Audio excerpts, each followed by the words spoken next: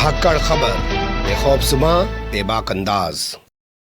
धाकड़ खबर में आपका स्वागत है। मैं आपके साथ हूं अकरम रईस खान। वैश्विक हलचल, जी हां, वैश्विक हलचल का वो ताजा बुलेटिन लेकर फिर से एक बार आपके सामने हाजिर हो चुके हैं, जिसमें हम बात करते हैं देश दुनिया ही नहीं, गाजा, फिलिस्तीन, इजराइल, ईरान, लेबनान, सीरिया, रूस और यूक्रेन की।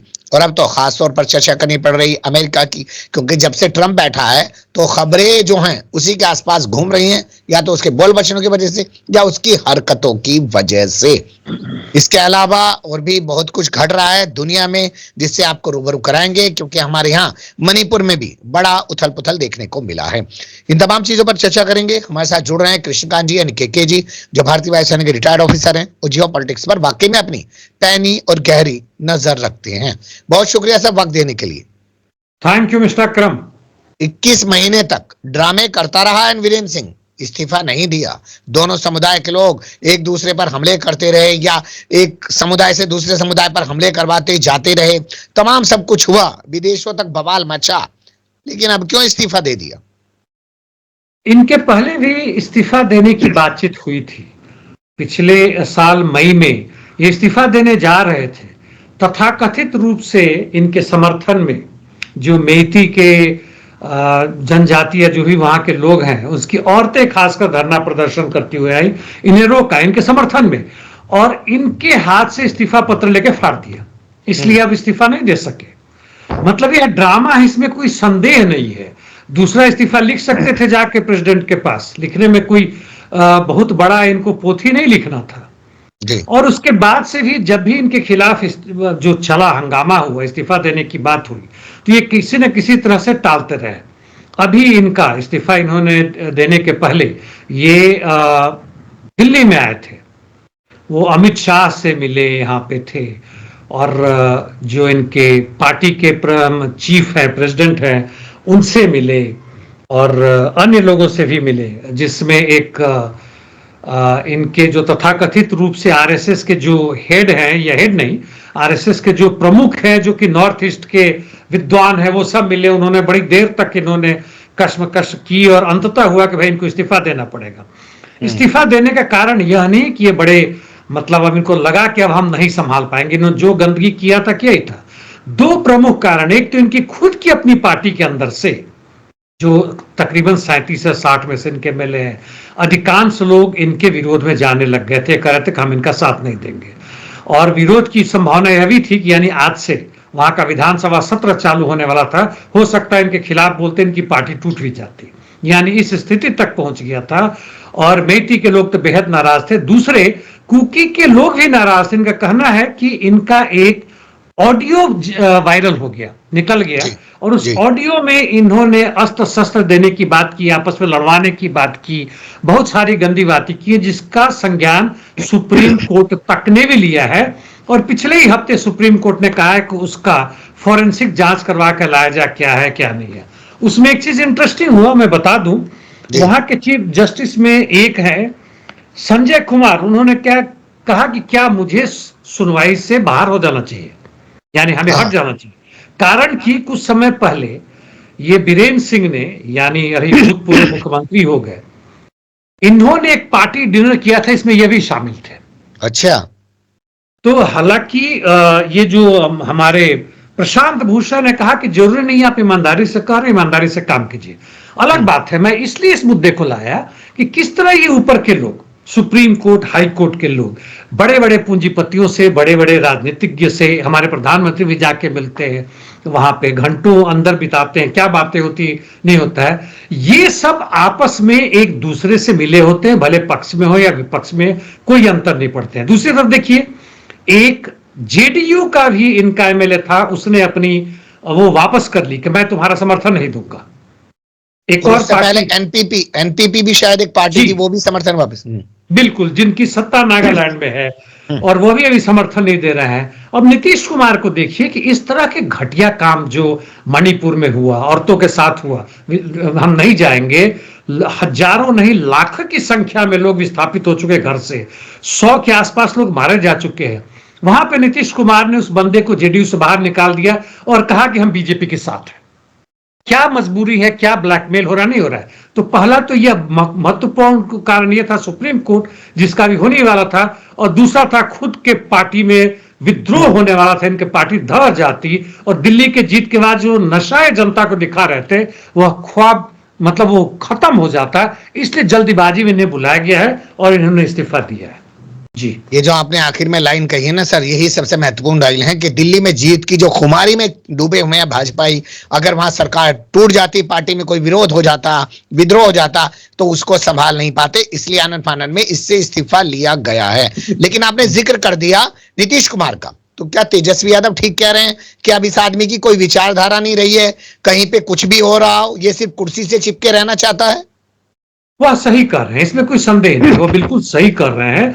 वैसे राहुल गांधी ने भी इस इस्तीफे पे कहा कि इनकी मजबूरी थी इसलिए दिया, ये इन्होंने कोई ऐसा महत्वपूर्ण काम नहीं किया है, अभी भी जरूरत है मणिपुर में शांति की। वैसे बीरेन्द्र सिंह ने कहा कि जहां तक मणिपुर के हर जनता के उनकी भलाई के लिए मैंने काम किया और इसके अलावा कुछ नहीं किया। जी, चलिए देखते हैं अब दूसरा कौन बैठेगा और वो कितना बड़ा इनसे जो है जिम्मेदार बन के दिखाएगा वहां आग लगाने में, क्योंकि ये लोग शांति स्थापित करने वाले होते तो 21 महीने तक इनके जो अंदर के और लोग हैं वही शांति स्थापित कर देते। चीफ मिनिस्टर कुछ नहीं कर रहा था तो खैर। अब दूसरी खबरों का रुख करते हैं। एक बंदर जिसने श्रीलंका की बत्ती गुल कर दी, जिसके बाद हमारे यहाँ सोशल मीडिया पे कहा जा रहा है कि क्या फिर से एक बार हनुमान जी वाला इतिहास श्रीलंका में दोहरा दिया गया है? एक फिल्म है, मैंने देखा है, एक बंदर होटल के अंदर, ये इंग्लिश मूवी है बेसिकली, उसको हिंदी में डब किया गया, मिले तो जनता देखे।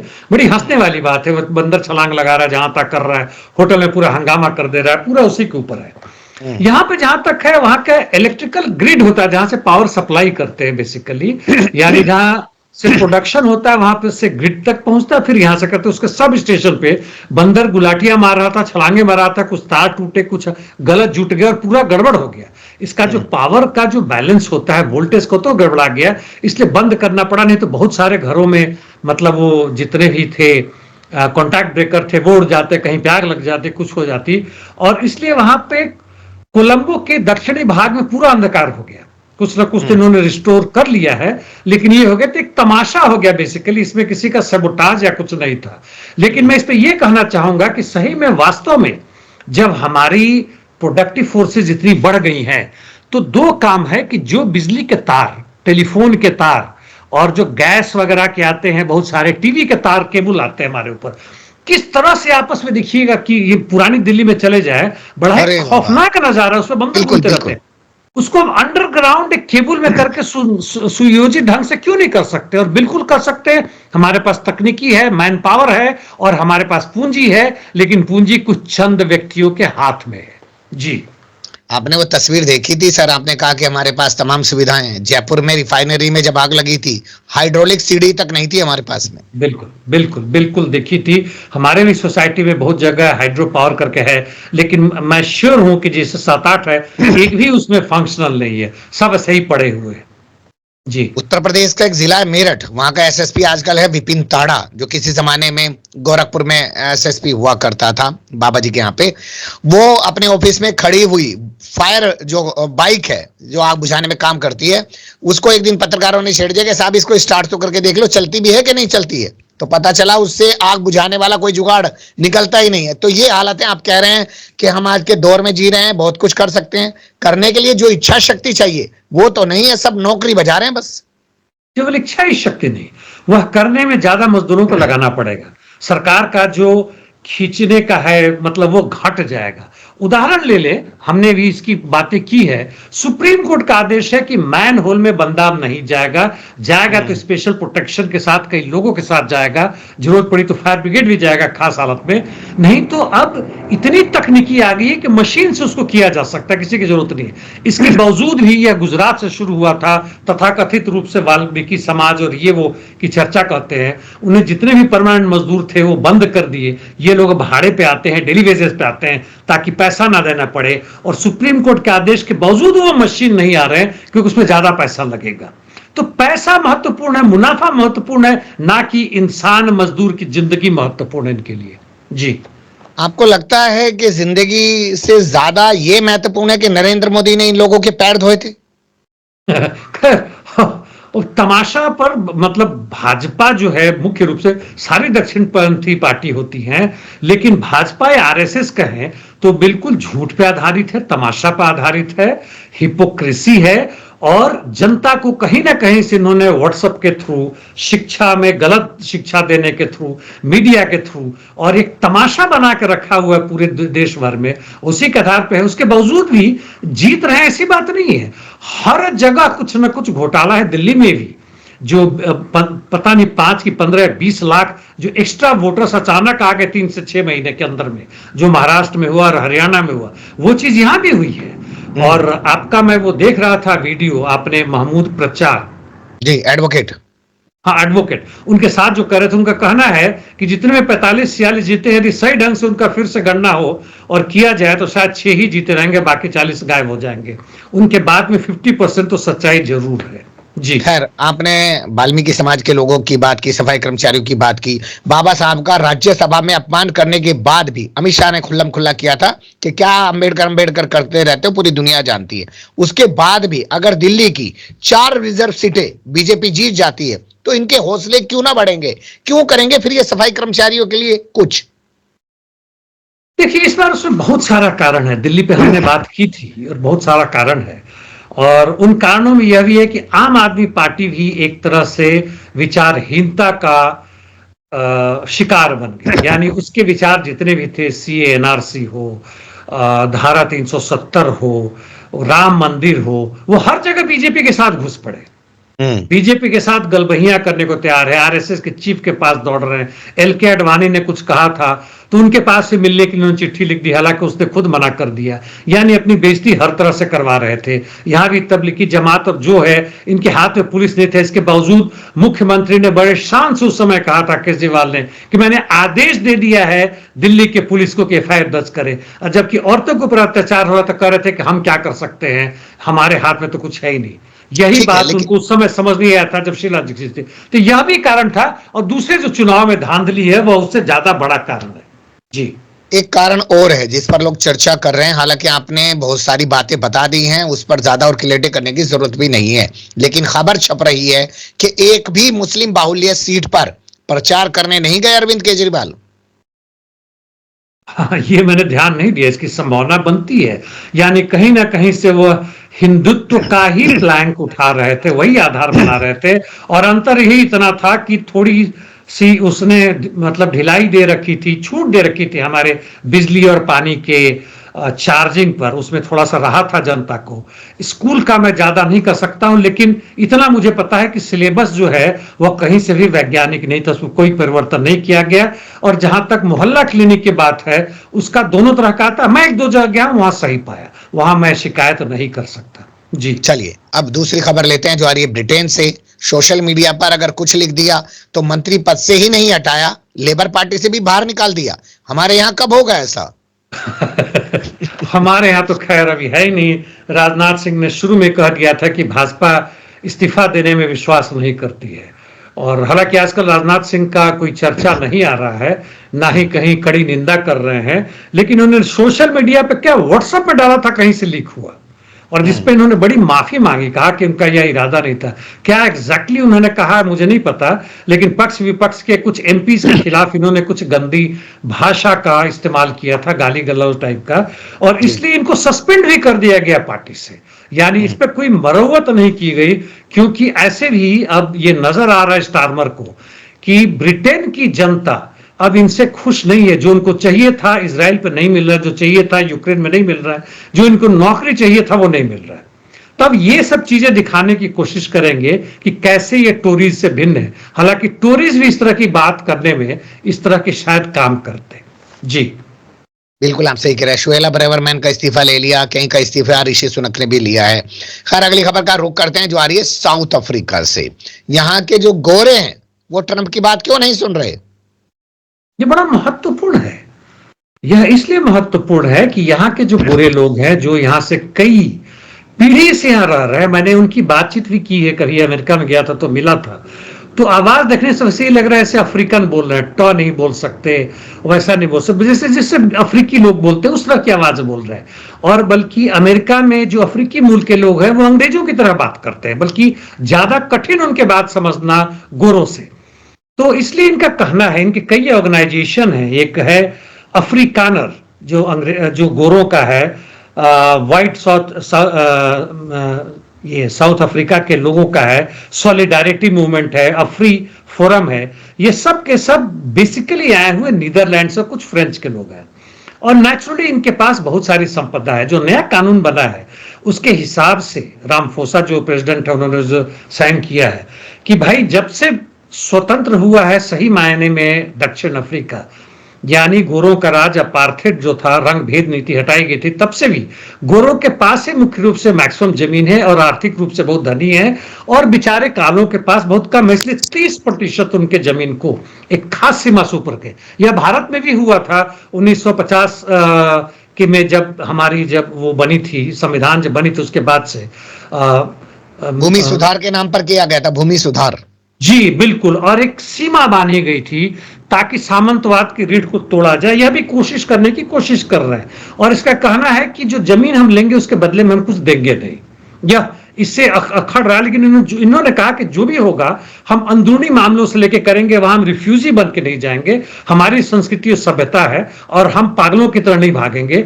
और यह दुनिया के उन सारे रिफ्यूजियों के लिए जो अमेरिका भागे जा रहे हैं, जो मजबूरी भागे रहे हैं, गाजा वाले उनकी बात नहीं कर रहे हैं, जैसे भारत से जो जा रहे हैं, पाकिस्तान से जा रहे हैं, डंडे खा के वापस आ रहे हैं, उनकी बात मैं कर रहा हूं कि उन्हें इससे सबक लेना चाहिए कि अमेरिका कोई तुम्हारे लिए स्वर्ग नहीं है, बल्कि जाने में ही स्वर्गवासी बने जा रहे हो।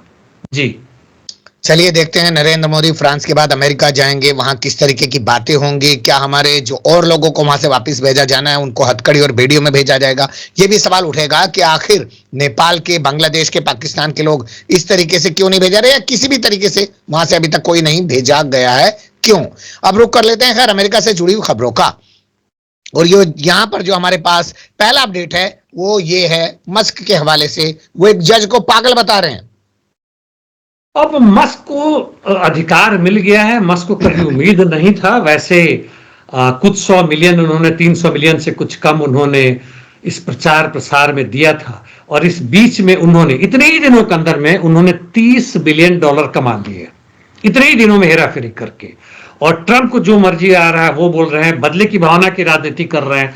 और ये जहां तक है, इनके जितने भी, इनका जो डॉज है, डिपार्टमेंट ऑफ गवर्नमेंट इफिशियंसी, उसके थ्रू हर जगह जो घुसने की कोशिश कर रहे हैं लोग, इनके खिलाफ कोर्ट में गए, कोर्ट ने मना कर दिया, आपको कोई अधिकार नहीं, वो एनजीओ है या प्राइवेट है या जो भी है, गवर्नमेंट का दूसरा डिपार्टमेंट, तुम ऐसे कैसे घुस जाओगे वहां पे। और इसलिए उस जज को, जिसका नाम आपने बताया पोल एंगल ऐसे कुछ है, कि वह पागल है, पागल नहीं है बल्कि सेन है। वही जो है, सेन मतलब SAN ही, वही एक सही इंसान है, और पागल तुम हो रखे हो अपने सत्ता के घमंड में। जी वो तो कह रहा है सरकारी मीडिया को भी बंद कर दो, मस्क कह रहा है। हाँ, सरकारी मीडिया, देखिए परसों जो हमारी चर्चा हुई थी उसके पहले, तो उसमें हुआ था कि बहुत सारे न्यूयॉर्क टाइम्स वगैरह को बंद कर रहे हैं। अब यहाँ पे कुछ रेडियो चलते हैं, जैसे रेडियो फ्री यूरोप, यानी वैसा जो फ्री यूरोप, यह 1950 में बना था सोवियत यूनियन के खिलाफ। और उसके पहले एक और था, वह भी था एंटी नाजीज के लिए कुछ करके था, 1940 से बना था, लेकिन 1947 के बाद से नाजी तो खत्म हो गए थे, फिर से सोवियत के खिलाफ था, और तब से लेके अभी तक ये लोग चला आ रहा था। और इनका काम था कि सोवियत यूनियन के खिलाफ दुष्प्रचार करें या जो भी है उनके खिलाफ करें। अब इनका कहना है कि हम इसमें $100 of millions दे रहे हैं हर साल, और ये लोग जो बोलते हैं, एलन मस्क का कहना है, ये लोग बोलते हैं, ये लोग सुनते हैं, कोई सुनने वाला नहीं है। और इसलिए इसको बंद करना जरूरी है। और इसलिए इनका हर जगह जहां है, इनको देखिए, सबसे बड़ी बात है कि ट्विटर बड़ा महत्वपूर्ण चीज हो गया। अब वो दूसरा भी जो है, फेसबुक या जो वो जो चीनी ऐप है टिकटॉक, उसको भी लेने के चक्कर में है। तब ये सब क्यों चले, जो दुष्प्रचार इससे करें। और ये कहते हैं कि ये लोग पागल वामपंथी हैं। ये कब से वामपंथी हो गए गुरु? ये कहीं से वामपंथी नहीं है, यह जनता को भ्रमित कर रहे हैं, और अपने फायदा के लिए, अपने सोशल मीडिया को बनाने के लिए, और बाकी सब बंद कर रहे हैं। जी। रिपोर्ट छप रही है सर पूरे अमेरिका से कि लोगों को जो वहां पर प्रवासी के तौर पर रह रहे हैं उनको अवैध प्रवासी बताकर, कथित प्रवासी बताकर जेलों में ठूसा जा रहा है, अपराधियों के साथ रखा जा रहा है, डिटेंशन सेंटर में रखा जा रहा है। और जब पुलिस उनको पकड़ने जाती है तो अपने आप को बचाने के लिए दो दो मंजिल से कूद जा रहे हैं, ऐसी वीडियो सामने आ रही है। लेकिन उसी बीच पत्रकारों ने पूछ लिया प्रिंस हैरी को लेकर, तो ट्रंप ने कहा कि भाई उसकी बीवी बहुत बीमार है, मैं उसे यहां से डिपोर्ट नहीं करूंगा। तो प्रिंस हैरी चहेता है, उसको नहीं भेजेंगे, और जो आम आदमी है उसको वहां से भूसे की तरह भर भर के भेज रहे हैं। कानून सबके लिए बराबर कभी भी नहीं है, और दुनिया का कोई भी संविधान, केवल हम सोवियत यूनियन के उस संविधान को यदि लेते हैं जो 1930 के आसपास जो बना था, और वह बहुत भारी बहुमत से पारित हुआ था और जनता का बहुत भारी उसमें इंटरफेरेंस था, उन्होंने दिया था, और जो वर्षों तक चला था, उसको छोड़ दें तो यह संविधान सबके लिए बराबर नहीं है, कानून सबके लिए बराबर नहीं है। और प्रिंस हैरिस तो आने वाले समय में राजा बनेंगे इंग्लैंड के, तो नेचुरली इसको कैसे करते। जी चलिए अब रुक करते हैं गाजा, सीरिया और ईरान से जुड़ी खबरों का। यहाँ जो पहला अपडेट है वो भी ट्रंप के हवाले से है, क्योंकि कल ट्रंप ने जहाज उड़ाया उस जगह पर जिसका नाम अब उन्होंने कर दिया अमेरिकन गल्फ ऑफ मैक्सिकन से हटाकर। और वहां पर पत्रकारों ने उनसे बहुत सारे सवाल किए, गाजा को लेकर भी सवाल कर दिया।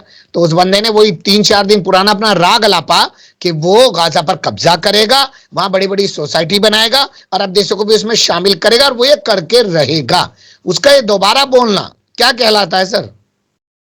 सबसे पहले जहां नाम बदलने की बड़ी तमन्ना होती है, पूरा का पूरा इतिहास बदलने की तमन्ना होती है, और तीसरी तमन्ना ये कि अपने बारे में बड़ी बड़ी बातें करे, जब मैं छोटा था तो ये किया, मैं शेर की उंगल में शेर के दांत गिना करता था, उसमें उंगल करता था, वगैरह वगैरह।